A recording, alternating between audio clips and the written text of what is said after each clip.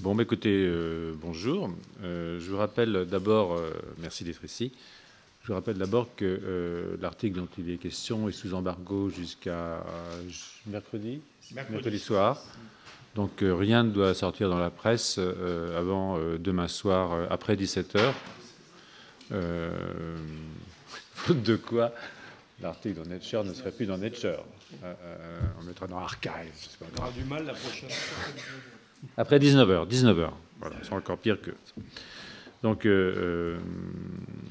comme vous savez, mes collègues vont vous expliquer de quoi ils retournent, mais pour moi, ça fait un choc quand même, parce qu'il y a 15 ans, on avait 120 000 ans, et aujourd'hui, après, on est passé à 200 000, maintenant, on est à 300 000.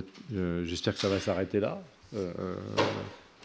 Et puis, on ne savait pas si c'était l'Est ou l'Ouest du Rif, et maintenant, il semble que ce soit l'Afrique entière, donc, y compris l'Afrique du Nord. Donc, ce sont vraiment des changements extraordinaires, dont mes collègues Jean-Jacques Hublin, bien entendu, Abdelwed Benser, Daniel Richter et Shannon McFerron vont vous parler, qui sont fondés aussi sur des techniques de datation tout à fait extraordinaires que j'ai eu la chance d'aller visiter à Leipzig il y a maintenant presque un an. C'est en juillet 2016, je crois. Ce que je voudrais vous dire simplement, ça n'a rien à voir avec ça, parce que vous avez des spécialistes ici. C'est ce qu'est la chaire internationale du Collège de France. En effet, Jean-Jacques Hublin, nous vous recevons ici avec Jean-Jacques Hublin et avec évidemment ses collègues qui ont co-signé cet article tout à fait extraordinaire, dans le cadre de l'appartenance de Jean-Jacques Hublin au Collège de France comme titulaire d'une chaire internationale. Et ces chaires internationales sont extraordinairement importantes parce qu'elles nous permettent d'accueillir, pour une période de 5 ans, des professeurs ou des chercheurs qui ont une affiliation et qui sont titulaires dans une université ou un établissement d'enseignement supérieur étranger. Et cela nous assure une présence internationale au collège qui est très importante par rapport à la visibilité du Collège de France dans le monde. Jean-Jacques occupe la chaire de paléontologie, je crois, ou paléoanthropologie. Nous avons d'autres professeurs qui sont actuellement présents. Je pense que Bénédicte Savoie, par exemple, qui est de Berlin, qui est une chaire proche de ce qu'on pourrait appeler l'histoire de l'art. C'est pas vraiment l'histoire de l'art. Nous avons M. Cohen, qui a une chaire qui tourne autour de l'architecture. Nous allons avoir, si nous l'avons déjà, Denis Duboul, le très grand généticien de Genève. Et puis le professeur Subramanian, qui va maintenant avoir une chaire internationale. Je crois que j'en oublie un, mais ce n'est pas très grave. L'idée, c'est que nous avons maintenant, sur 45 professeurs, 6 chaires internationales, plus évidemment une chaire européenne sur 3 ans, et puis des professeurs qui ont des chaires, je dirais, ordinaires, hein, comme on dit en Suisse et en Belgique, mais qui sont de nationalité étrangère et qui continuent à avoir des fonctions dans leurs universités d'origine ou dans celles qu'ils ont rejointes étant français, comme le professeur Compagnon à Columbia ou comme le professeur Thomas Romer à Lausanne.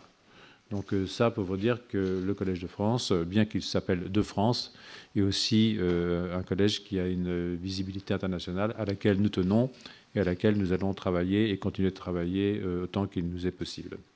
Sur ce, mon cher Jean-Jacques, je vais te laisser nous raconter un petit peu la nouveauté que traduit cette publication, enfin ces 2 publications. Et puis tu m'excuseras, vous m'excuserez, mais je devrais m'éclipser assez rapidement. Voilà, c'est le sort des administrateurs. Voilà. Merci Alain. Merci d'être venu nous accueillir au collège.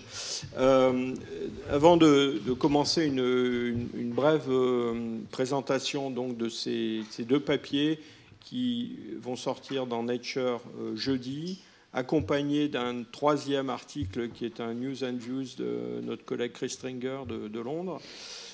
et donc l'ensemble faisant aussi la couverture de Nature, je voudrais rappeler encore une fois que donc tout ce qui est dit aujourd'hui est sous embargo jusqu'à mercredi soir. Et donc, évidemment, il serait extrêmement désagréable de voir ces informations sortir sur Internet ou ailleurs d'ici là. Pour commencer, je voudrais à nouveau présenter rapidement mes collègues.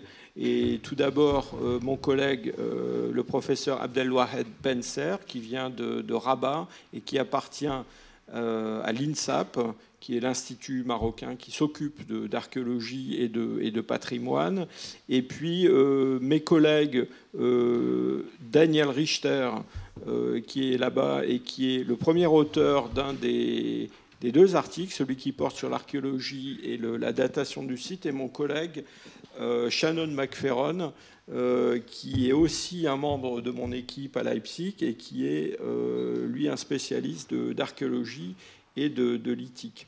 Je voudrais aussi insister sur quelque chose qui me tient beaucoup à cœur avant de commencer, c'est le fait que ce projet n'a pu être mené à bien que dans le cadre d'une collaboration entre le Maroc, l'INSAP notamment, et puis notre institut, notre équipe. Et vraiment, j'aimerais que le Maroc soit au cœur de cet événement. C'est un pays qui m'a énormément donné. Alors, de temps en temps, je dis que l'Allemagne est mon deuxième pays, mais aujourd'hui, je serais tenté de dire que c'est peut-être le Maroc, finalement. et donc voilà, je suis très content pour le Maroc parce que le Maroc se retrouve, dans le fond, au centre des débats sur l'origine de l'homme actuel. Et le Maghreb, d'une façon générale, est une région d'Afrique qui a en fait été un peu négligée par les gens qui travaillent sur ces périodes-là, alors qu'il y a un matériel très important. Donc ce que je vous propose, c'est de faire une rapide présentation du sujet, et puis ensuite on se lancera dans des questions-réponses avec des spécialistes, les uns ou les autres, qui répondront au fil des questions, de ce qui leur paraît être relevé de leurs compétences. Je vais baisser un peu la lumière, je crois que c'est comme ça.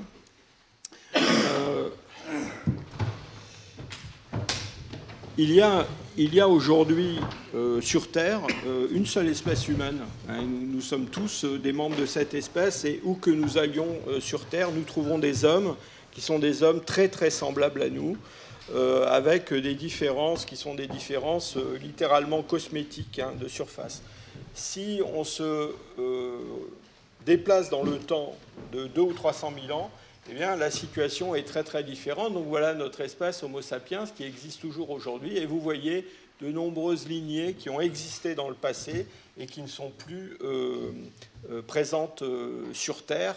Et dans cette diversité, eh bien, il y a en particulier les hommes de Néandertal en Europe, mais d'autres groupes qui ont vécu dans d'autres parties de l'Ancien Monde. Et dans le fond, la façon dont notre espèce se branche dans cet arbre assez compliqué, c'est une question qui agite depuis assez longtemps les paléoanthropologues.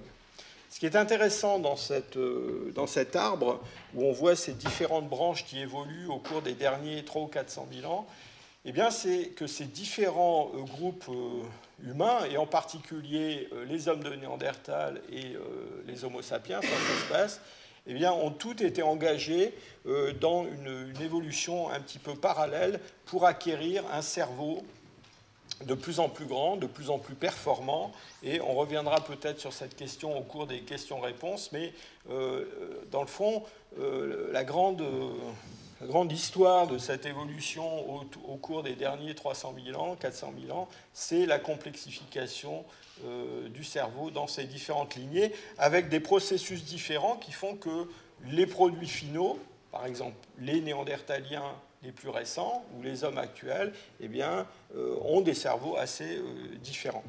Donc on a ces différents groupes qui ont existé dans différentes parties du monde, et à un moment donné, il y a environ 120 000 ans, on commence à trouver ces ancêtres des hommes actuels qui vivent en Afrique, on commence à les trouver dans d'autres régions du monde, d'abord au Proche-Orient, puis ils vont se répandre un peu partout et remplacer toutes ces formes qui ont coexisté avec eux à l'échelle planétaire.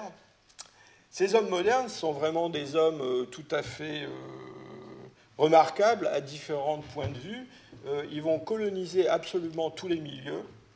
Il y a 30 000 ans, on commence à trouver ces hommes dans les régions arctiques, alors qu'aucune des autres formes qui avaient existé en Eurasie n'avait réussi à coloniser ces milieux. Ce succès de notre espèce est lié bien sûr à justement à la complexité de notre cerveau, à notre capacité à produire des technologies tout à fait remarquables, aussi à construire des liens sociaux très complexes. Et donc cette espèce, elle a conquis l'ensemble de la planète. Elle est allée dans l'espace, elle est allée sur la Lune, elle va aller sur Mars, probablement bientôt. Alors longtemps, on a cru que ces hommes modernes, eh bien, ils étaient sans doute apparus dans on appelle ça un jardin d'Éden. Les mots ont quand même leur importance. Hein. On est dans une vision un peu biblique de la chose. Donc une évolution assez rapide, il y a environ 300 000 ans, dans une région d'Afrique subsaharienne, probablement l'Afrique de l'Est. Et cette idée-là, elle se fondait sur deux arguments qui sont à la fois, d'une part, un argument paléontologique. On a effectivement en Afrique de l'Est des restes humains qui ressemblent beaucoup à ceux au squelette des hommes actuels, et avec des dates qui remontent autour de 200 000 ans pour les plus anciens.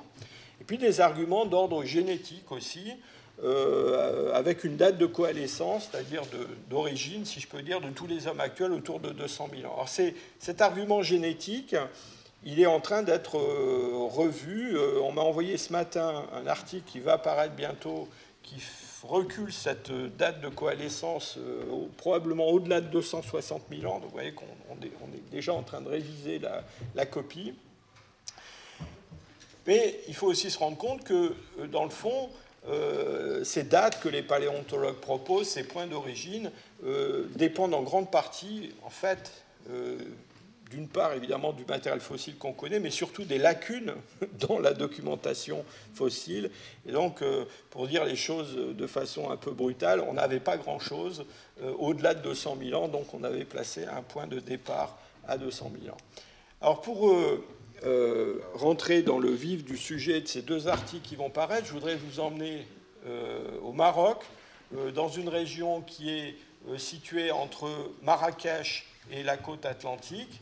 Et cette photo est prise du sommet de cette grosse colline qu'on appelle le Djebel Irhoud, à une époque de l'année qui est relativement humide. Vous voyez des champs relativement verdoyants. Et à l'horizon, les montagnes de l'Atlas couvertes de neige qui ont l'air d'être très près, mais qui sont en fait très très loin. Voilà plus précisément où est-ce que nous nous trouvons en Afrique du Nord-Ouest. Et évidemment, on est très très loin de l'Afrique de l'Est. Alors ce site de Djebel Irhoud, c'est un site qui a été découvert de façon fortuite par l'exploitation d'une mine de barytine en 1961. Cette lettre, c'est une lettre qui a été envoyée très longtemps après par il ne disait peut-être pas ça, mais c'est un monsieur qui s'appelle monsieur Boudard et qui était le médecin-chef de la mine de barytine de Djebel Irhoud. Et ce médecin-chef, eh bien, c'est la personne à laquelle les ouvriers de la mine ont remis en 1961 ce premier crâne qui avait été découvert alors qu'une galerie de mine avait accidentellement éventré une poche de sédiments avec du matériel archéologique et des fossiles. Et donc ce monsieur Boudard a mis ce crâne dans une boîte en carton avec de la paille et il l'a gardé chez lui pendant un petit moment, jusqu'à ce que quelqu'un vienne de l'université de Rabat en disant il paraît que vous avez trouvé un crâne de Néandertal et j'aimerais bien l'avoir. Et M. Boudard, qui était très gentil, a donné la boîte en carton avec de la paille et le crâne à l'intérieur à ce monsieur. Et c'est comme ça que le site de Djebel Irhoud a été connu. Alors il s'est passé beaucoup de choses depuis les années 60, mais le site était... comment dire, essentiellement quand même un site d'exploitation minière. Et donc, malheureusement, le site archéologique a été en grande partie saccagé, on peut dire les choses comme ça. Voilà une photo de ce site en 2004. Au cours des années 80-90, je suis allé plusieurs fois sur place et on avait peine à reconnaître même l'emplacement où pouvaient se trouver encore des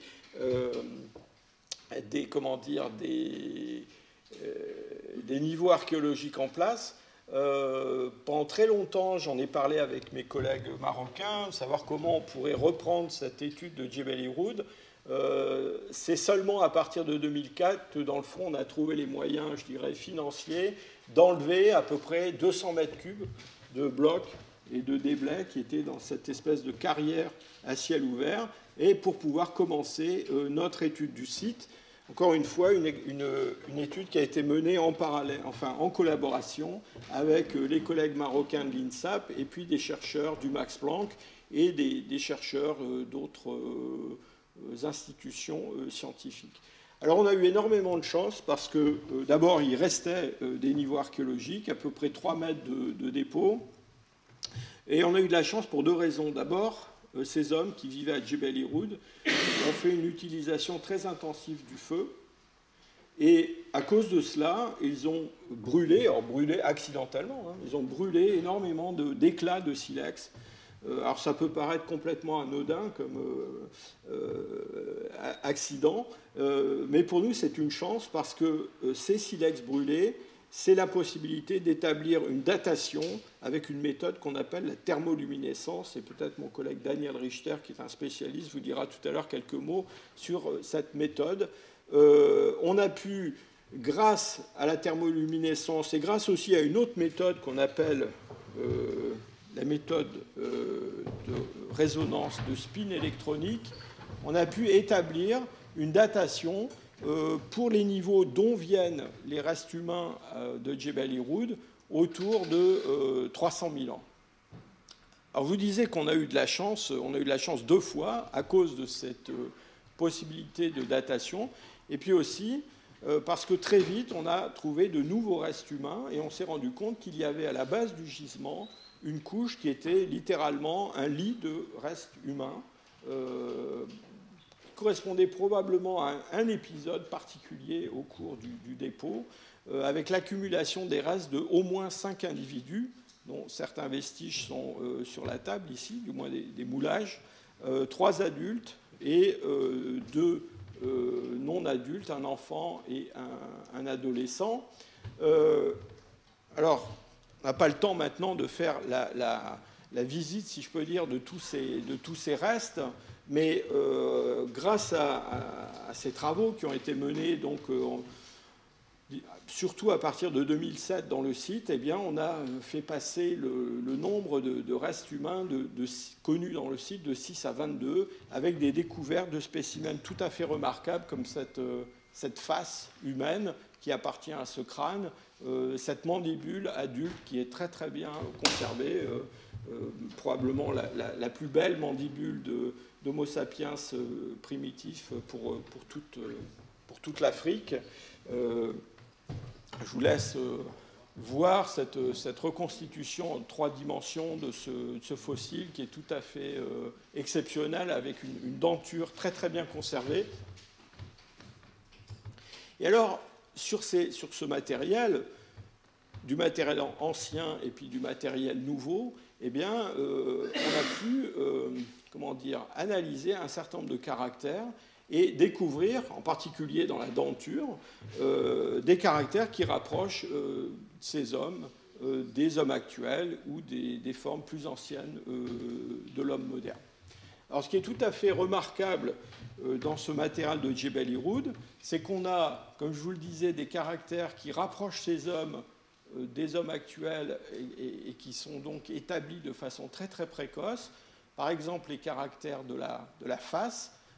La face, peut-être pas de Djebel Irhoud 1, ce crâne, mais la face que je viens de vous montrer il y a quelques minutes, c'est la face de quelqu'un qu'on pourrait rencontrer dans le métro à Paris ou ailleurs. Vous voyez ici, ces polygones de couleurs représentent comment des individus fossiles ou des groupes fossiles se répartissent dans un espace en 2 dimensions en fonction de leur morphologie, de leur forme. Donc c'est une méthode mathématique. Et ce grand polygone bleu, eh bien, sont des hommes actuels. Et vous voyez, toutes ces étoiles roses, eh bien, ce sont des reconstitutions possibles de la face de Jebel Irhoud 10, ou ici la face de Jebel Irhoud 1. Donc quelque chose qui rentre dans la variabilité actuelle et qui est très très loin de ce qu'on observe chez l'homme de Néandertal ou chez d'autres formes fossiles. Alors par contre, d'autres parties du squelette, en particulier la boîte crânienne, eh bien, elles sont encore assez différentes de ce qu'on trouve chez l'homme actuel. Voilà ici les spécimens de Jebel Irhoud. Vous voyez qu'il reste encore une longue évolution avant d'arriver à une morphologie moderne au cours de ces derniers 300 000 ans. À l'occasion de ces publications de Nature, nous avons revisité le matériel connu en Afrique, et notre conclusion, c'est qu'en fait, les formes les plus anciennes que l'on a aujourd'hui pour notre espèce sont des formes qu'on connaît au Maghreb, mais on a probablement assez vite, après 300 000 ans, des formes comparables à celles de Jebel Irhoud dans d'autres parties d'Afrique, et nous avons tendance à privilégier une émergence panafricaine de notre espèce plutôt que l'existence d'un... Évidemment, je pourrais assez facilement vous dire le jardin d'Éden n'est plus en Afrique de l'Est, il est au Maroc, mais ce n'est pas vraiment l'idée que nous avons. Notre idée, c'est que en fait, toute l'Afrique a participé à ce processus. Et nous avons plusieurs arguments pour ça, et en particulier, l'industrie lithique qui vient de Jebel Irhoud, c'est un Middle Stone Age ancien, le plus ancien qu'on connaisse en Afrique, 300 000 ans. On sait aujourd'hui que des industries comparables sont connues dans d'autres régions d'Afrique à des dates très très proches. Alors, ces sites ne livrent pas forcément des restes humains, mais nous avons tendance à penser que l'apparition de notre espèce et le développement de ce Middle Stone Age ancien sont des phénomènes qui coïncident. Et je ne résiste pas au plaisir de vous montrer une carte de l'Afrique il y a un peu plus de 300 000 ans. Vous voyez que c'est une carte de l'Afrique qui est très différente de la carte actuelle de l'Afrique. Il n'y a pas de Sahara. Une vaste savane, des prairies s'étendent depuis l'Afrique de l'Est et l'Afrique du Sud jusqu'au nord-ouest du continent, avec de nombreuses rivières, des lacs dont certains sont aussi grands que l'Allemagne, donc ce ne sont pas des petites mares. Hein. Et donc ces épisodes de Sahara vert, comme on les appelle, sont des épisodes qui se sont répétés plusieurs fois depuis 300 000 ans, et nous pensons que c'est à cause de ces épisodes-là eh bien, que cette expansion de notre espèce sur toute l'Afrique, et surtout la connexion entre ces différents groupes qui vont parfois évoluer de façon séparée, mais parfois échanger des gènes ou des innovations, eh bien, va conduire à l'émergence de ce que l'on appelle l'homme moderne. Voilà, j'en ai fini avec cette courte présentation, et je vous laisse avec cette reconstitution qui combine le crâne d'Irhoud 1 avec cette nouvelle mandibule d'Irhoud 11, dont on pense d'ailleurs qu'elle appartient plutôt au crâne d'Irhoud 2, mais ce n'est pas grave, celui-là était plus complet, on l'a un petit peu ajusté. Donc vous voyez cette combinaison de caractères modernes sur la face et d'un encéphale à l'intérieur qui a encore beaucoup de changements à connaître avant de ressembler à celui d'un homme actuel. Je vous remercie.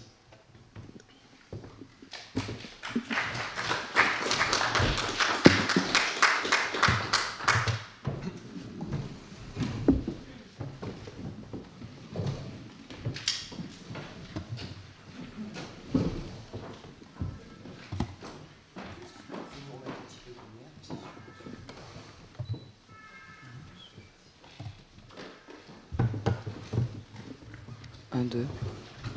Je sais pas si... Un, deux.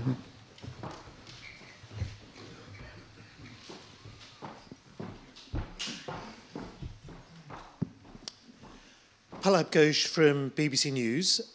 Would you say that your discovery has transformed our understanding of our own origins? I would say our discovery will change the textbooks, yes. The very notion of a local origin for what we have been calling modern humans so far, somewhere in sub-Saharan Africa, has to be revisited for sure. And also, I think the very notion of modern humans.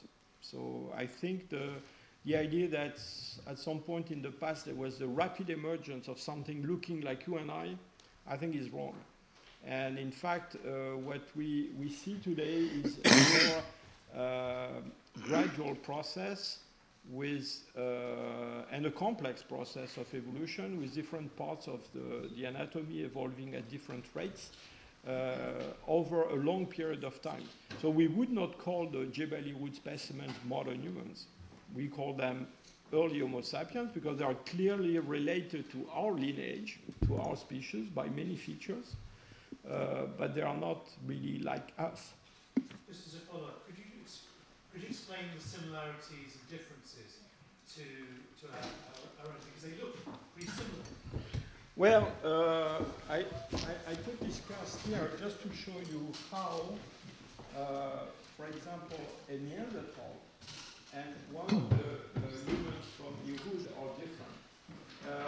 You may, on the surface, you may think that yes, the brain case is elongated and rather low, and this is very low. But if you look at the face is extremely different. The face of Jebeli Wood is a flat face that is rather short. The face of a Neanderthal is projected in the central part with this large nasal aperture. So there is a lot of differences in the face and in the masticatory system in general, the dentition, for example. In the meantime, the Jebeli Wood humans retained a number of primitive conditions with the brain. And so it's quite interesting because, as I mentioned in the beginning of my talk, we have somehow a parallel evolution in Neanderthals. We have early Neanderthals in Europe around 400,000. And why do we say they are Neanderthals? Because we say they are Neanderthals because of their face and because of their dentition. Just the reason why we say Jebeli Wood is an Homo sapiens. But if you look at the brain case and the brain inside of these early Neanderthals, it's quite different from what we have in the late Neanderthal. They still have about 20% of volume to gain. And more importantly, the structure of the brain seems different. I'm sorry to ask some questions, this will be my last. Can you do a comparison between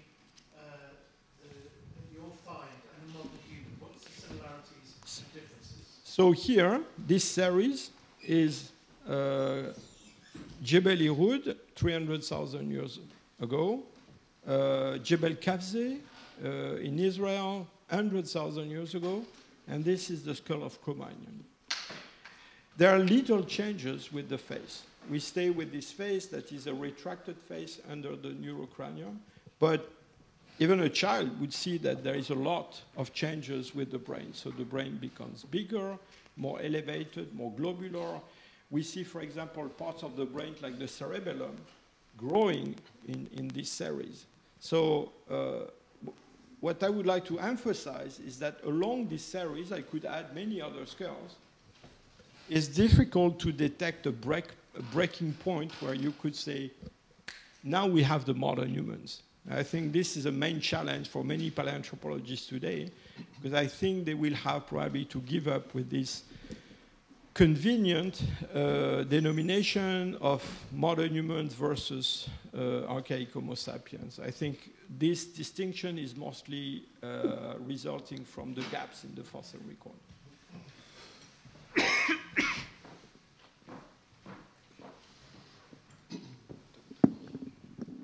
Vous dites qu'au niveau génétique, il y a un nouvel article qui va aussi reculer la date en s'appuyant sur les preuves génétiques.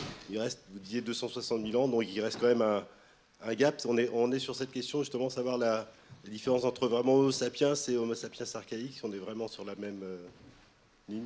Enfin, alors, bon, ces arguments génétiques, il y en a de plusieurs natures. Hein.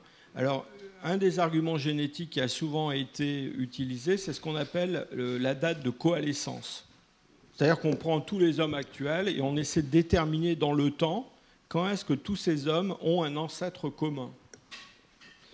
En fait, ce calcul est un petit peu misleading, comme on dirait en anglais, un peu trompeur.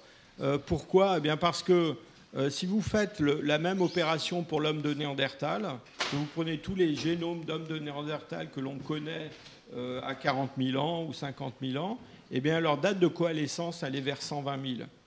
Et on sait qu'il y avait des Néandertaliens avant.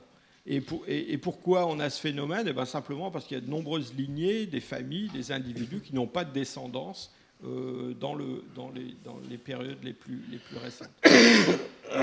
Donc moi je ne suis pas très... ces dates de coalescence ne m'impressionnent pas beaucoup parce que je pense que la date de coalescence, en fait, elle donne un âge minimum pour l'ancêtre. Elle ne donne pas l'âge de l'ancêtre. Ça, c'est la première chose. La deuxième chose, c'est que les données de la paléogénétique au cours les travaux de paléogénétique au cours, disons, des 5 dernières années, c'est très récent, hein, ont montré qu'en fait, lorsque l'on compare le génome de l'homme actuel avec le génome que l'on connaît très bien maintenant de l'homme de Néandertal ou d'autres formes archaïques comme les Denisoviens en Asie, eh bien, on peut identifier un groupe de gènes.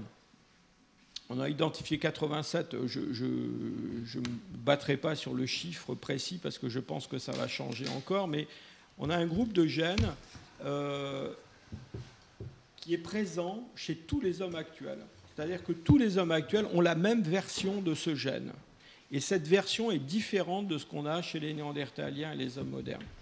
Et ça a plusieurs implications, mais une des implications, c'est que ces gènes doivent être extraordinairement, je dirais, bénéfiques, parce que la sélection les a imposés, si je peux dire, dans toutes les populations d'hommes modernes.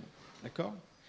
Parmi ces gènes, il y a un groupe de 8 ou 10 qui sont des gènes dont on sait qu'ils sont directement impliqués dans le développement cérébral ou dans la connexion du cerveau.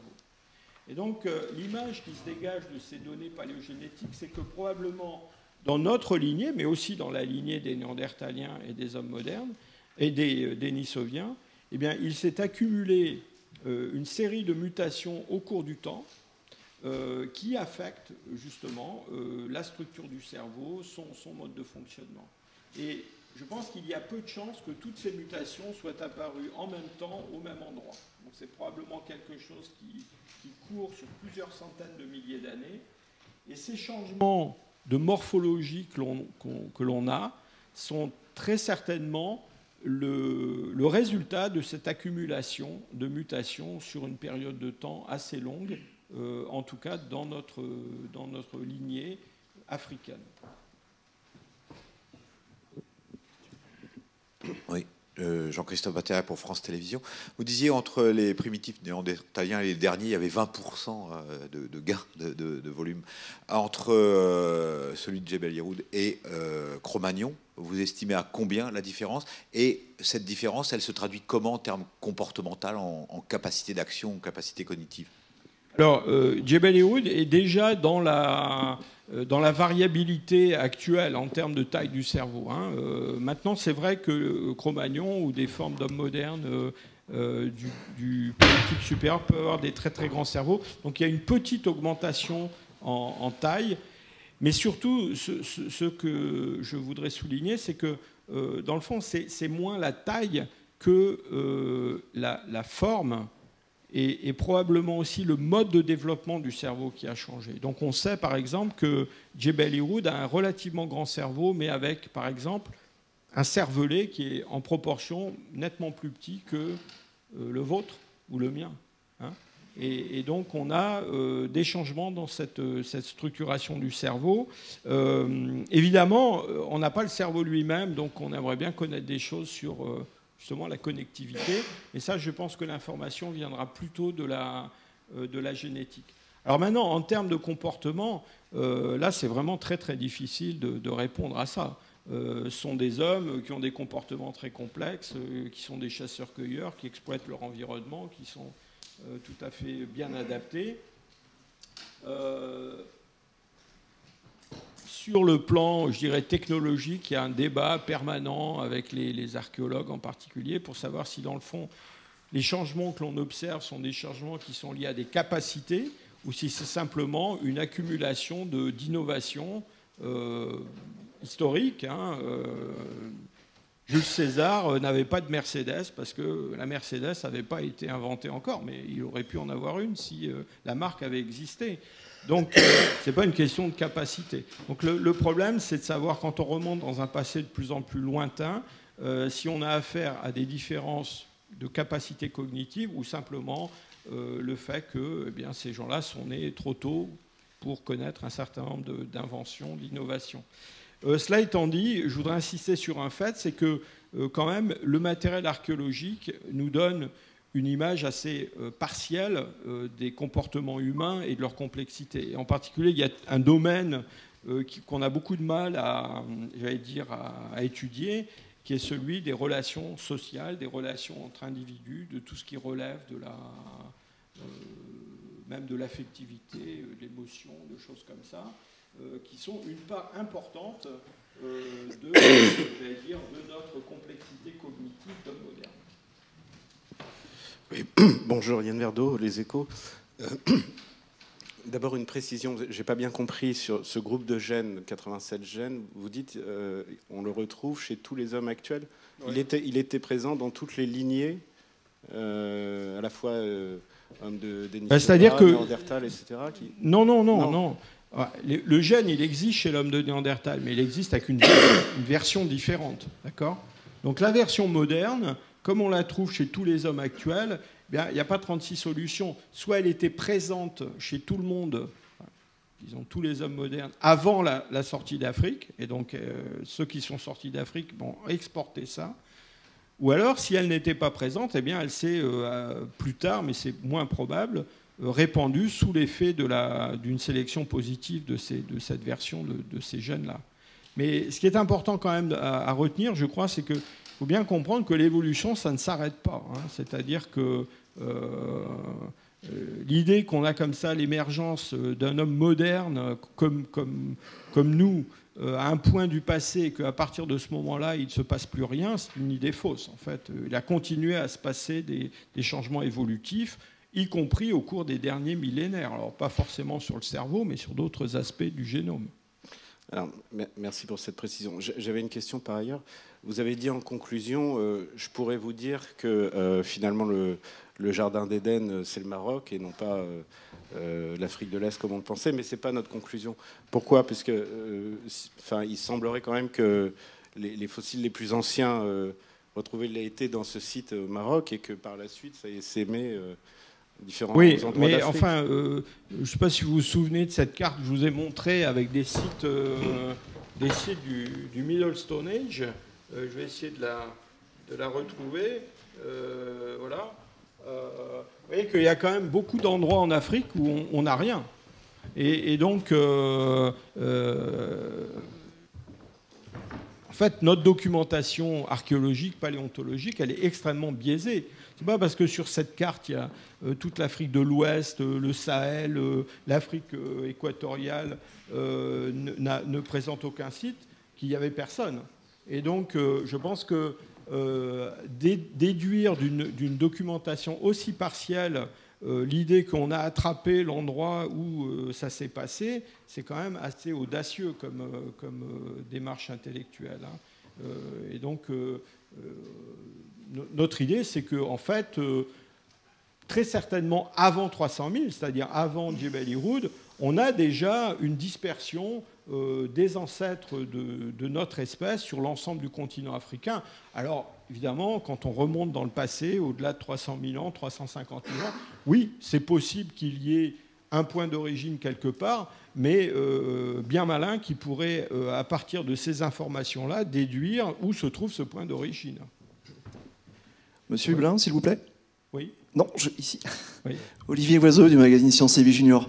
Vous savez que l'une des nombreuses faiblesses des journalistes, c'est d'aimer les belles histoires. Est-ce que vous avez une belle histoire à raconter sur la découverte des taxons eux-mêmes? Et j'ai une deuxième question sur ce que les découvertes de l'outillage lithique peut nous laisser entendre, effectivement, un petit peu comme ce que disait mon collègue, de l'état de maîtrise technique de ces spécimens. Alors, je vais réfléchir à l'histoire et je vais passer le micro à Shannon McFerron qui va vous parler un peu de l'industrie lithique. Sure, Shannon McFerron. En français ou en anglais? English? Okay. So the stone tools at Jebel Irhoud are what we call Middle Stone Age. And the Middle Stone Age is distinguished itself from the time that came before, the early Stone Age, by a switch in emphasis from large, heavy stone tools like hand axes and cleavers to a reliance on smaller, lighter flake tools and retouched flake tools. And especially in the Middle Stone Age of Africa, an emphasis on pointed forms. And we see that here in this illustration. We see lots of pointed forms. It's roughly 40% of the assemblage are these points. And a lot of archaeologists think that these points were part of a weaponry system and that aided these hominins in hunting animals, right? That it was a more efficient technique of hunting. And this technology is found now, as this map illustrates, that we don't have so many sites for the early Middle Stone Age. This map is supposed to represent most of the sites that we have between, say, 130,000 years ago and 300,000 years ago. But you can see that we find the same sorts of stone tools across all of Africa and across most of Africa. And we suppose one of the conclusions of our papers is before our publication, we knew that there was Middle Stone Age at 300,000 years ago elsewhere in Africa, but we didn't know who made these stone tools. And now we have the biology that goes with this behavior, and we can suppose that the two, as Jean-Jacques just said a moment ago, are probably linked, that there's probably some sort of dispersal event around 300,000 or before during one of these Green Sahara events that brought all of Africa together with this Middle Stone Age technology and with this new biology of Homo sapiens.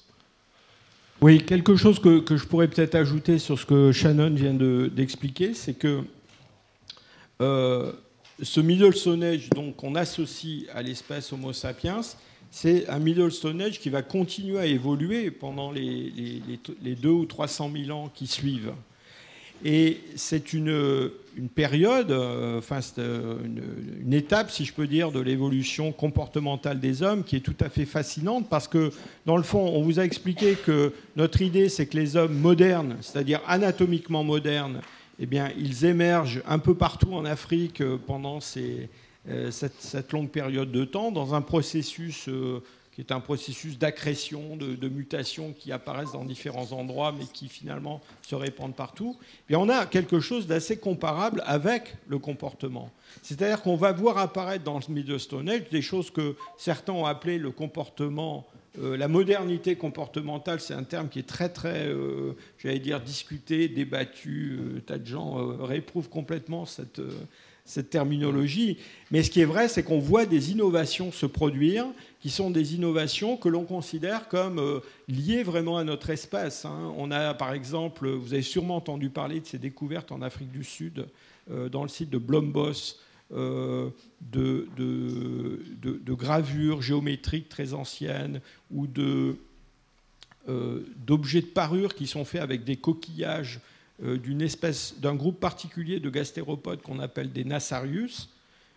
Et tout ça, ça nous parle, parce que les objets de parure, c'est quelque chose qu'on connaît et qui n'existait pas dans de nombreux autres groupes d'hominines plus anciens.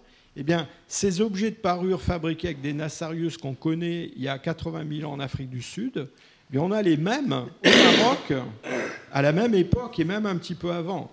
Et on a du mal à imaginer que, indépendamment, au Maroc et en Afrique du Sud, des gens ont eu l'idée d'utiliser exactement le même coquillage du même genre Nassarius pour fabriquer des objets de parure. Ce qui est plus probable, c'est que ce genre d'innovation eh bien, se sont répandus à l'échelle de tout le continent par des contacts entre toutes ces populations. Et c'est quelque chose qui, littéralement, moi, m'ébahit complètement, parce que l'Afrique, c'est énorme.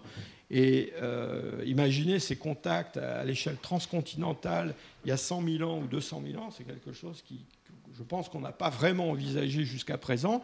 Et ce qui s'est passé avec les innovations techniques, c'est probablement passé avec ces gènes qui font l'homme moderne différent des autres. Monsieur Hublin, concernant la datation par thermoluminescence, comment ça se passe pratiquement? On choisit des pierres et comment on les relie aux fossiles humains? Alors je pense que c'est plutôt Daniel Richter qui devrait vous répondre. Daniel Richter, I'd rather prefer to answer in English if you allow. We have radioactivity, radiation in the environment at a very, very low level, which is everywhere, also in the sediments. And this radiation is stored in crystal structures. And we exploit that in terms here of the heated flints, where in the first occasion, all this energy which is stored in the flints gets released during the heating in a fire. As Jean-Jacques mentioned, it's an accidental heating in this case, we believe. So we have an event where our clock is set to 0. We can measure this stored energy by the means of thermoluminescence. And if we, excuse me, and if we measure how much radiation there is at the places where we have found those flints, we can determine the age by simply dividing the energy we determine which has been stored in those flints until we measure it in the laboratory, and we divide that by the radiation energy per time unit which we determine in the site. That's the simple story.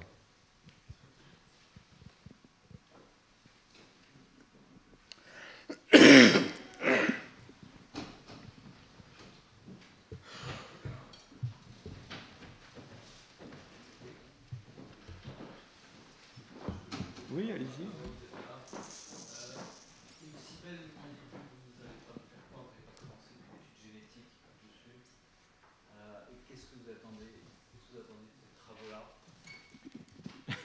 Je vais peut-être vous décevoir, mais pas spécialement sur cette mandibule, mais sur les restes les restes osseux de Jebel Irhoud en général. Évidemment, on a fait des tests pour savoir s'il y avait de l'ADN ancien, et malheureusement, il n'y en a pas. Et il n'y en a pas. C'est pas une malédiction qui plane sur Jebel Irhoud, hein, c'est simplement le fait que c'est trop vieux et il fait trop chaud. C'est aussi simple que ça. L'ADN ancien qui a été décrit chez des Néandertaliens ou des Denisoviens, c'est de l'ADN qui vient de sites qui sont tous pratiquement au-dessus de 45 degrés de latitude nord, et pour les derniers 100 000 ans, on va dire. Ce qui sort de ce cadre-là, c'est-à-dire plus de 100 000 ans et sud du 45e degré de latitude nord, ça tient c'est une poignée de sites, une poignée d'échantillons, avec des sites très très particuliers comme El Cidrón en Espagne ou Cima de los Huesos, qui sont des karstes assez profonds, où la température est basse et très très stable. Voilà. Alors, en Afrique, il fait chaud. Et l'ADN ancien, le plus ancien que je connaisse, qui a été extrait, et c'est pas publié encore, il est autour de 20 000 ans. Donc on est très très loin, on est 2 ordres de grandeur en dessous de l'âge de Jebel Irhoud, enfin 1 ordre de grandeur en dessous plutôt. Alors peut-être qu'on aura de la chance un jour, on trouvera un karst très profond quelque part en Afrique avec des restes humains tout au fond, un endroit où il fait frais, où la température ne change pas beaucoup, mais on peut rêver, hein, mais pour l'instant c'est pas le cas. Alors il y a d'autres méthodes qui se développent maintenant, qui sont fondées non pas sur l'ADN, mais sur les protéines fossiles, qui sont quelque chose qui est peut-être plus prometteur pour l'Afrique pour faire de la phylogénie moléculaire. Alors ça donnera moins d'informations que l'ADN, mais c'est quelque chose qui commence.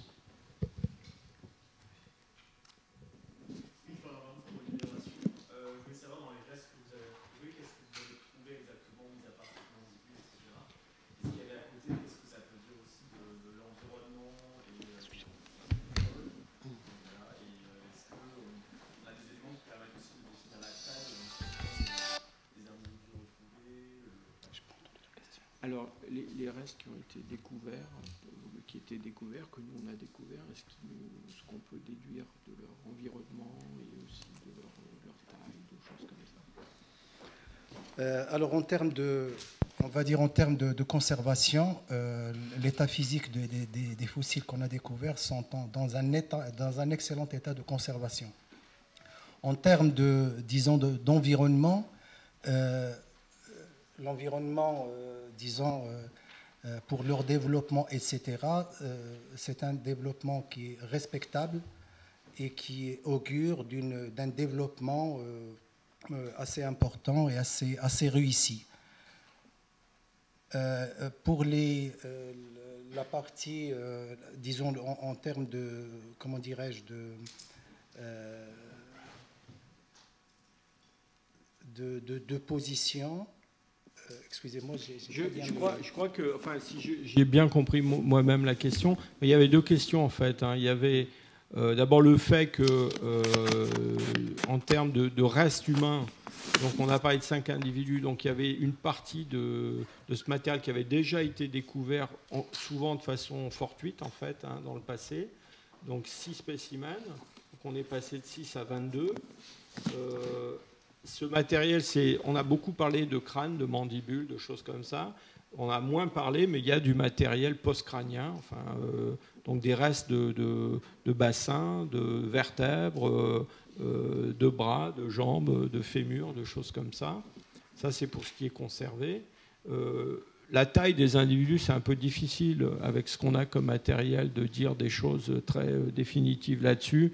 Disons que le format de tout ce matériel osseux, c'est un format qui est assez proche de ce qu'on trouverait chez des hommes actuels, hein, en tout cas pour les parties conservées. Alors maintenant, pour l'environnement, je pense peut-être Shannon peut dire un petit mot puisque c'est plutôt dans votre papier, de la faune et de l'activité, du genre de paysage dans lequel ces gens évoluent. Yes, well, we can say a few things. The fauna that we have in the site it's primarily gazelle, but we also have zebra and wildebeest, hartebeest. We also have some evidence of carnivores in addition. From the micro mammals, from the rodents, and from the fauna that we have, we can say that it was probably a bit greener, a little bit more humid conditions than we have today. You have to imagine some kind of semi-open grasslands that would have existed around the site at the time. Pour revenir, si vous voulez, à la composition disons de la collection, il est à noter qu'à notre arrivée en 2004, le site comportait seulement 6 fossiles importants. Et depuis l'engagement de nos travaux en 2004 jusqu'à aujourd'hui, on est passé de 6 à 22. Alors, si vous voulez, c'est dire la richesse de ce site et son importance par rapport à cette époque-là. Et ce n'est pas fini. J'espère.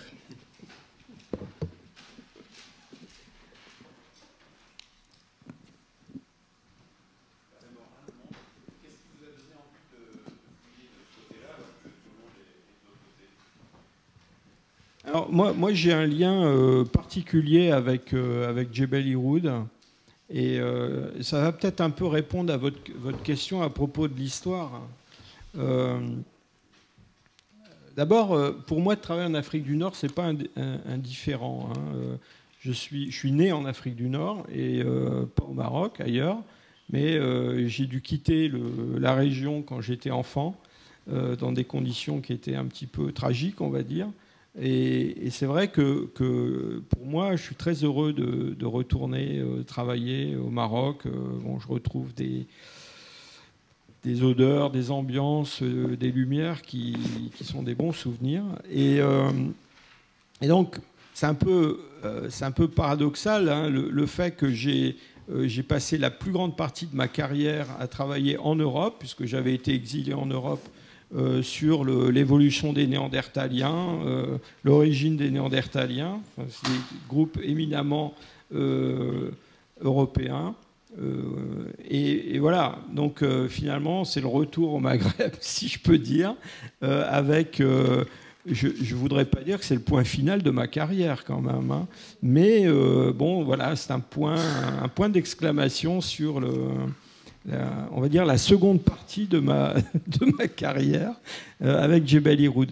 Et Djebel Irhoud, c'est un site que je connais depuis très longtemps parce que quand j'étais très très jeune chercheur, un jour je suis passé dans un couloir de l'université de Paris 6 où il y avait le professeur Pifto, que peut-être certains d'entre vous connaissent, qui était un éminent académicien et un paléanthropologue très connu, hein, qui est en particulier l'auteur d'un traité de paléontologie que tout le monde a sur ses rayons de bibliothèque.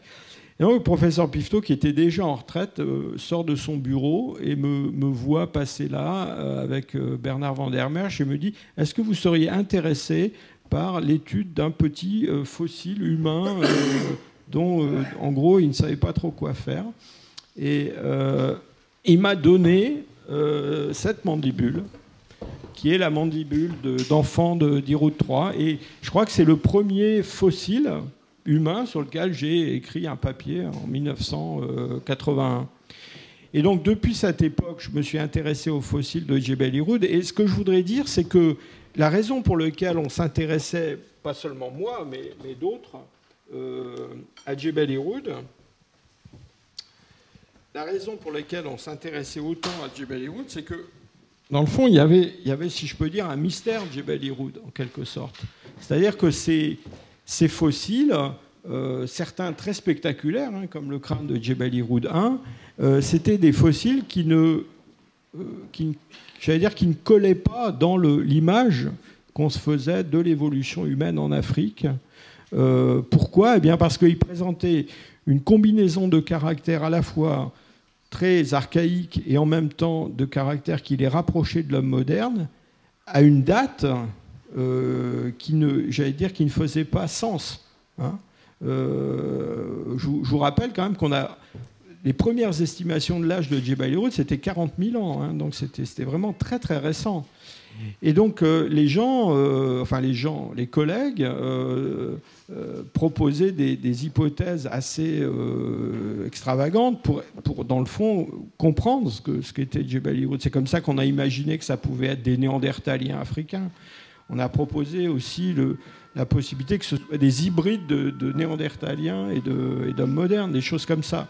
Et dans le fond, moi, je n'ai jamais été convaincu du tout par toutes ces idées-là, parce que je ne voyais pas très bien qu'est-ce qu'il y avait de Néandertalien dans Djebel Irhoud, en fait. Et donc, dans le fond, j'étais un petit peu, je dirais, obsédé par ce site. Et au départ, je crois que toute notre équipe espérait surtout, quand on a entrepris notre projet à Djebel Irhoud, apporter des réponses à ces interrogations, en particulier avec des dates nouvelles. Donc, je ne dis pas qu'on est allé fouiller à Djebel Irhoud sans aucun espoir de trouver le moindre fossile humain. On y comptait quand même un petit peu. Mais ce qui nous paraissait surtout vraiment important, c'est d'obtenir une date qui permette enfin de répondre à toutes ces interrogations. Et donc on a été récompensé au-delà de nos espérances, puisqu'on a à la fois eu des dates avec deux méthodes différentes qui sont cohérentes et qui donnent cet âge.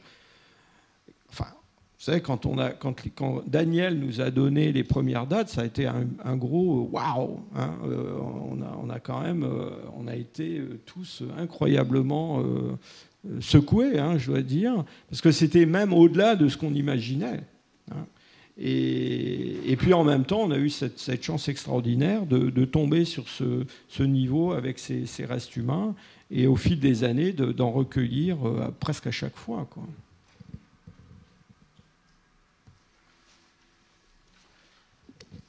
Ce qu'on pourrait dire aussi, c'est que le site d'Irhoud, qui était connu depuis les années 60, avec les fossiles qu'on avait découverts auparavant, posait le problème de l'imprécision de l'âge, si vous voulez, géologique de ces fossiles.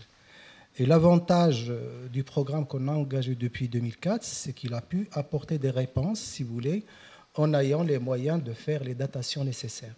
Et le fait d'avoir une date pareille de 300 000 ans, si vous voulez, ça donne du crédit même aux fossiles qui avaient découvert auparavant.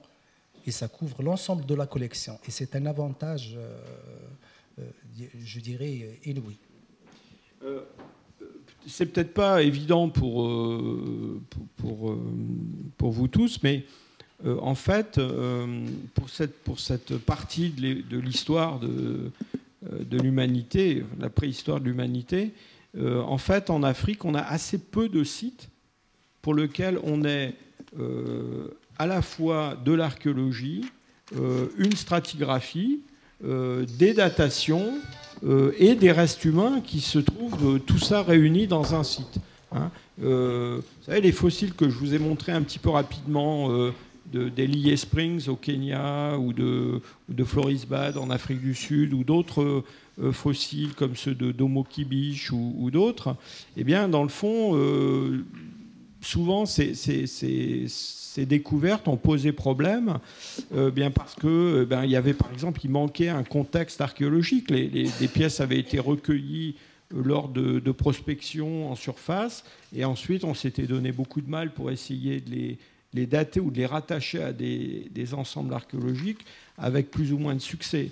Là, à Djebel Irhoud, on a vraiment la situation idéale, c'est-à-dire on a une stratigraphie de 3 mètres qu'on peut fouiller tranquillement, recueillir de l'outillage lithique, la faune, ce que ces hommes faisaient, les traces de feu qu'ils ont laissées, des silex brûlés qui rendent Daniel Richter fou de joie pour faire des datations, et des restes humains pour Abdelwahid Benser et moi-même. Donc c'est vraiment... c'est difficile de dire que c'est unique, mais c'est quand même une situation exceptionnelle. Philippe Richard de Ouest France. La précision de la datation, de la méthode de datation, c'est combien? C'est 10 000 ans, 20 000 ans? Enfin, quelle est la... Could you go back to your slide? Here you can see the precision up there. That's what we're calculating at 1 sigma level for these different layers and the different method. And I think what the important message here is actually that all these three point towards 300,000 roughly. I think that's the important message. It's not the precision of the individual ages. This all falls into the same range. And that's what we're actually emphasizing. And something which has not been mentioned here is that the micro mammals, which Shannon mentioned, they also point at this age range. The micro-mammal study, which has been published entirely independently and previously 2 years ago, I think, if I remember correctly, says that it can't be, according to their study, to the studies by Denise, that it can't be much younger than those 300,000. And I think this is also a very important point. Oui, effectivement, c'est un point que je n'ai pas soulevé pour répondre à Hervé Morin. Notre projet n'allait pas complètement à l'aveuglette en termes de datation. Pourquoi? Bien parce que, effectivement, ce que les paléontologues disaient de la faune, et en particulier de la microfaune, ne collait pas du tout avec les âges très récents qui avaient été proposés précédemment. Et donc on avait quand même une forte suspicion que l'âge du site pouvait être beaucoup plus ancien. Et évidemment, dès le départ, on s'est dit, si c'est beaucoup plus ancien, il va falloir repenser complètement l'interprétation des restes humains. Et effectivement, c'est ce qui s'est confirmé.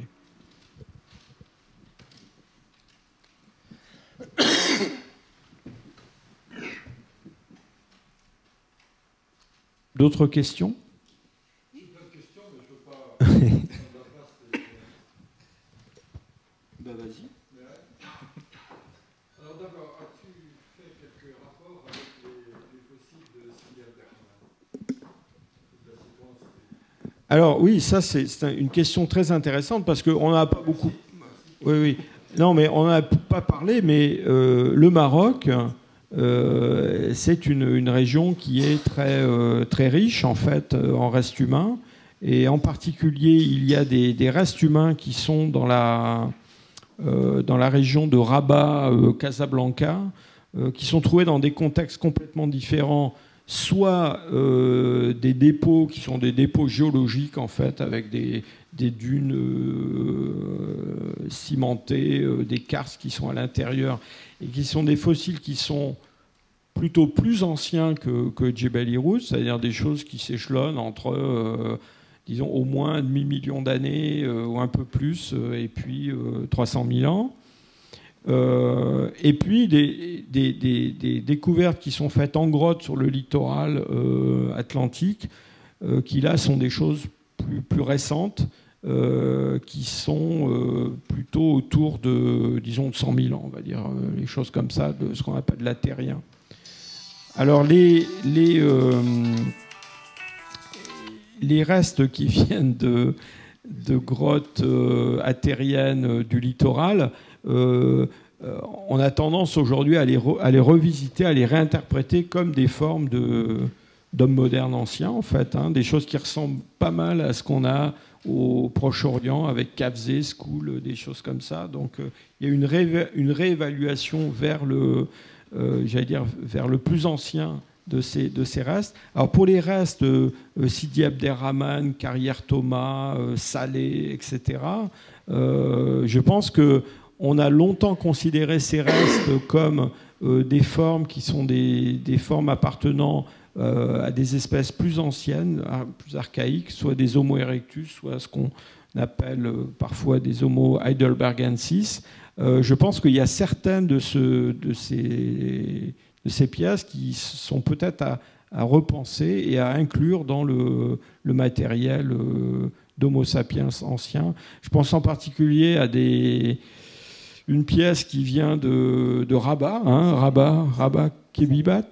Oui, non, mais je pense à Kébibat. Kébibat, probablement, appartient aussi à ce groupe-là. Alors, le problème, c'est que tous ces sites dont on parle sont des sites qui sont des sites avec des restes beaucoup plus fragmentaires que les sites de Jebel Irhoud, c'est-à-dire des restes, surtout des restes dentaires, des fragments de mandibules, des choses comme ça. Mais on a un spécimen, oui, à Salé, qui est à 400 000, qui est peut-être l'ancêtre direct d'Irhoud, en fait. Parce qu'à une certaine époque, on était vraiment très, très heureux de trouver, de croire, enfin de penser qu'on avait trouvé à Sidi Abderrahmane le passage d'Erectus à Sapiens. Alors ça soulève une question qui n'a pas encore été abordée, qui est de savoir, donc on vous a dit, bon voilà, il y a 300 000 ans, il y a des Homo sapiens anciens, et probablement il y a quelque chose avant qu'on n'a pas encore, mais avant cette dispersion sur toute l'Afrique. Et vous vous souvenez, dans le premier, la première diapo que je vous ai montré, il y avait on ne le voit pas, mais il y avait un point d'interrogation. Où est-ce qu'il est là ? Il y avait un point d'interrogation, savoir où est-ce qu'il fallait relier ces Homo sapiens à des formes plus anciennes. Beaucoup de gens considèrent que effectivement, il faut les brancher sur ces formes du Pléistocène moyen qu'on appelle Rhodesiensis, Heidelbergensis. Alors, certains considèrent ça comme des Homo erectus évolués. On n'en a pas beaucoup parlé dans notre article, mais on a tendance à être un petit peu, je dirais, sceptique sur ce schéma-là. Pourquoi ? Eh bien parce que on voit mal, en fait, comment... je vais essayer de vous trouver ça. On voit quand même assez mal comment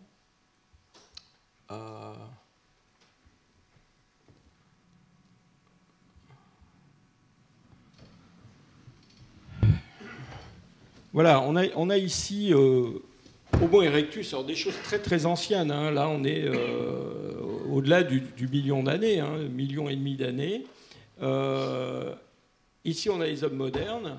Et puis donc ici, on a ces formes qu'on considère comme des Homo sapiens archaïques. Donc ça vous montre les changements de la boîte crânienne. Et donc, on voit quand même assez mal comment ces formes-là, qui sont justement ces Homo, entre guillemets, heidelbergensis, pourraient être ancestrales des hommes modernes. Vous voyez qu'à partir des formes plus anciennes, eh bien, il y a un point de divergence, justement, autour de des formes d'Iroud ou d'Homo kibish vers la morphologie moderne, et que les formes comme Kabwe et puis les Néandertaliens eh bien, sont dérivées dans un sens qui est complètement différent. Et donc ça suggère l'idée, et c'est une idée qui est de plus en plus discutée par les spécialistes, qu'en Afrique, il y a 300 000 ans ou un petit peu plus, eh bien, il y a la coexistence peut-être, le recouvrement dans le temps, entre des formes de ce type-là et puis les ancêtres des hommes actuels. Et vous vous souvenez, je vous ai montré cet arbre avec toutes ces lignées humaines qui existent au cours du dernier demi-million d'années, en vous disant c'est formidable, il y a toute cette diversité. Alors cette diversité, j'allais dire, on n'a pas trop de mal à la comprendre quand on pense que les Néandertaliens vivent en Europe, les Denisoviens en Asie, l'Homo floresiensis à Flores. Donc il y a des séparations géographiques importantes entre tous ces groupes. Maintenant, ce qui est en train d'émerger, c'est quelque chose qui est beaucoup plus troublant dans le fond, c'est-à-dire la coexistence de ces groupes, ou de groupes différents, non pas dans des régions du globe différentes, mais en Afrique. Et vous avez peut-être suivi ça récemment, mais il y a la publication de nouvelles dates pour l'Homo naledi, ce petit homme avec un cerveau gros comme un pamplemousse, qui a l'air d'être une forme assez primitive du genre Homo, mais qui aurait survécu jusque vers 300 000 ans. Et donc, vous voyez, en tirant un petit peu les dates de ces différents groupes, on pourrait arriver à une situation où on a en Afrique à la fois les Homo sapiens, nous, des formes comme l'homme de Kabwe, par exemple, qui est une forme très très particulière dans sa morphologie, et puis des Homo naledi qui vivent dans un coin quelque part. Évidemment, le fait qu'on ne voit pas une séparation géographique claire entre tous ces groupes est assez troublante quand même, parce que Naledi, par exemple, si vraiment Naledi a 300 000 ans, il faut vraiment envisager que ce sont des créatures qui ont un mode de vie, une écologie telle que, dans le fond, ils ne marchent pas trop sur les pieds des Homo sapiens, parce que sinon, ça ferait longtemps qu'ils ne seraient plus là. Et donc, voilà, c'est cette espèce de... Enfin, je ne sais pas si je peux dire ce mot-là, mais de zoo humain est quand même assez fascinant, parce qu'on s'éloigne de plus en plus de cette vision linéaire de l'évolution humaine, avec une succession d'espèces qui viennent les unes au bout des autres, dans une parade que vous avez tous vu représentée dans de nombreuses images. On a vraiment la coexistence de groupes très très différents, non seulement dans des régions lointaines les unes des autres, mais peut-être dans des régions proches. Alors, s'il y a des questions, je laisse, bien sûr. Non, mais tu fais bien les questions. Merci. Je vais essayer de faire les réponses.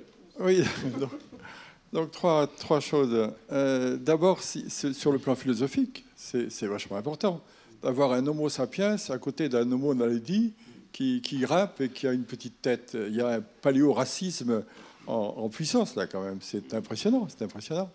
Ce sera intéressant de voir quel outillage il a, cet homme, dans la mesure où c'est un homme. Parce que Homo naledi, d'accord, Homo, c'est pas tout à fait sûr. Mais ça, c'est un autre problème. L'autre question, tu y as répondu un petit peu déjà, c'est l'histoire des sous-espèces. On parle toujours d'Homo sapiens sapiens, on parle d'Homo sapiens sapiens dès 100 000 ans en Israël, avec l'homme de pas Kavzeh, mais l'autre. Tim White a créé l'Homo sapiens idaltu. Quelle valeur ont ces termes de sous-espèces? Alors moi, je suis assez hostile aux sous-espèces. Moi aussi. Parce que je pense que c'est une forme de lâcheté, en fait. C'est-à-dire qu'on ne veut pas trop se mouiller en donnant des noms d'espèces à des fossiles différents. Alors maintenant, je pense qu'il faut bien préciser ce qu'on entend par espèce. Quand nous parlons d'espèces différentes pour l'homme de Néandertal, ou les ancêtres de l'homme moderne, ou ou même l'homme de Flores ou les Denisoviens, on parle d'un concept d'espèce qui est un concept paléontologique, hein, c'est-à-dire ce sont des lignées qu'on sait reconnaître parce qu'elles ont un phénotype, hein, c'est-à-dire une morphologie qui est clairement identifiable.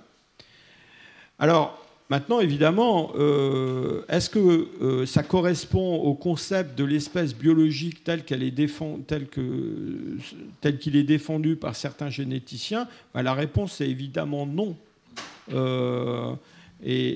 Pourquoi? Eh bien parce que quand on regarde ce qui se passe chez les mammifères en général, eh bien, les mammifères, disons, de taille moyenne, les antilopes, les chevaux, les carnivores, toutes ces choses-là, eh bien, pour qu'ils deviennent, pour que des espèces sœurs deviennent complètement isolées sur le plan reproductif, il faut au moins 2,5 millions d'années.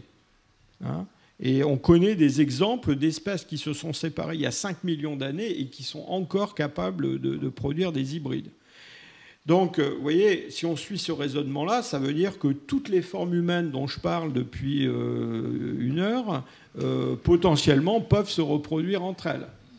Maintenant, la question, c'est est-ce que ce critère doit prévaloir sur tous les autres pour déterminer et dénommer ces espèces? Parce qu'évidemment, vous voyez, si on poursuit ce raisonnement jusqu'au bout, bah, à ce moment-là, on fait tout rentrer dans le grand tout et on arrête de faire même de la paléontologie parce qu'on dit, voilà, il y a des hommes qui ont existé et puis, bon, ils étaient un peu différents ici et là, mais c'est pas grave parce que de toute façon, tout le monde pouvait se reproduire avec tout le monde. Le fait est que, oui, peut-être que tout le monde pouvait se reproduire avec tout le monde, mais le fait est que ça n'est pas arrivé. Voilà. Et que, en fait, les hybridations qu'on observe entre des groupes, même des groupes séparés récemment, comme les Néandertaliens et les hommes modernes, on parle d'une séparation qui est autour de 6 ou 700 000 ans, eh bien, c'est quand même des hybridations qui sont restées très, très limitées en termes de pourcentage du génome de Néandertaliens que nous portons dans nos gènes. On est autour de 2%. Enfin, moi, on m'a testé récemment, il paraît que j'ai 2,9%. Je suis peut-être un peu plus néandertalien que la moyenne. Mais voilà. Et sur le plan du phénotype, c'est-à-dire sur le plan des caractères que cela représente dans notre phénotype, eh bien, excusez-moi, mais c'est extrêmement limité. Hein, c'est-à-dire c'est quelques caractères qui sont liés au système immunitaire et puis des caractères qui sont liés à la surface, hein, la couleur de peau, peut-être les cheveux, des choses comme ça, mais rien de vraiment fondamental. Hein.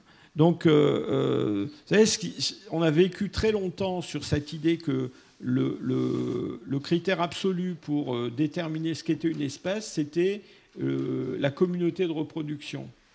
Ben, ça, c'était avant qu'on puisse faire du séquençage de génome à haute résolution et pour pas cher.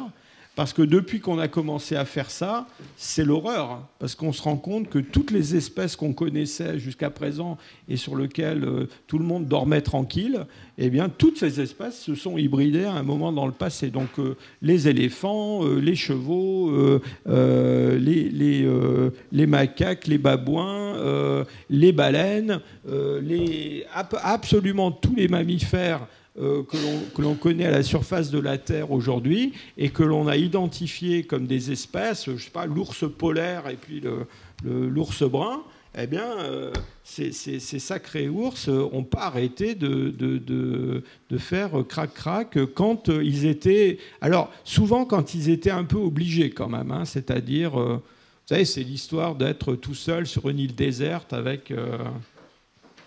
une femelle de la même espèce, donc on finit par se convaincre. C'est un peu ce qui est arrivé aux ours, hein, c'est-à-dire les ours, voilà, au cours des fluctuations climatiques, il y a eu des circonstances où des ours polaires sont trouvés coincés, surtout dans des îles avec des oursonnes brunes, et ça s'est terminé avec des échanges d'ADN. Mais c'est quelque chose maintenant qui est trivial dans tout le monde des mammifères. Et donc, on fait quoi? On arrête de parler d'espèces, on dit voilà, on va dire il y a les ours, il y a les éléphants, il y a les hommes. Non, c'est pas très sérieux. Donc si on veut faire de la science, il faut donner des noms. Et moi, je pense que la dénomination linéenne, binominale, malgré toutes les critiques qu'on peut lui faire, c'est encore quelque chose qui tient debout. Et de toute façon, si on arrête, eh bien, on fera quoi? On donnera des codes barres, des numéros, des lettres, mais ça ne changera rien. Il faudra quand même donner des dénominations à tous ces ensembles qu'on sait reconnaître. C'était commode, quoi. Mais en tout cas, voilà la belle histoire. Voilà la belle histoire. Oui, juste une dernière chose, et ce n'est pas une question. À propos du côté linéaire de la filiation humaine, j'ai lu il n'y a pas longtemps Valois, Henri Victor Valois, c'est un monsieur qui est mort il y a bien longtemps, et qui écrivait « L'histoire humaine n'est pas un peuplier ».